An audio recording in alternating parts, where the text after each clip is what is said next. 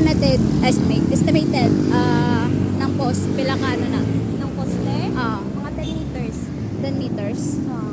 Ano na siya kataas ang 10 meters? Oo. Okay. Imagine ako, kay Meters. 1.5 meters na ko. 1.5 meters. Okay. Pila nakasapaw ni mo man? Hindi ko ma-imagine kung pila nakasapaw ni mo. 6. 6 kasap. Ha? Hoy! 6 times 1.5 pila. 1. Hindi ko balaan. 9. So, pila ka ano, sapaw ni mo? Mga 6. 6 Sobra lang. 6. Mga 10 meters. Okay.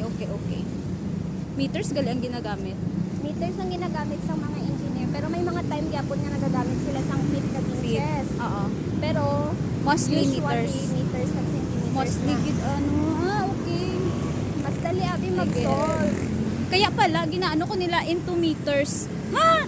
Into meters nga mag-ara naman nga pwede naman i-fit. Grabe Ay, ang nakataas. height mo. Hindi, may mga ano, may mga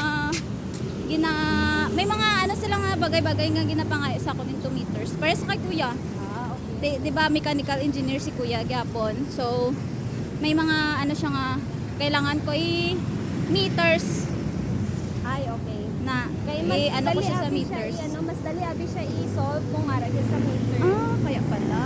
Ginapangayuan niya ko sa meters. Kailangan ko pa siya i-solve 2 meters. Tapos ang gravity abi nga ginagamit namon kay into meters. Ah, Gravitational acceleration, meter per second square ang ginagamit namon mag-solve.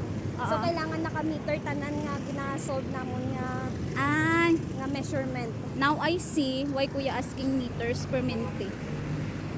Okay. Gets ko na kung anong gina-point. Amo gali na? Yes. Malay ko ba? Malam Hindi ko engineering. Nastadihan lang pero hindi ko hawud-hawud sa mga Sinakalbaan bala ko every time may makita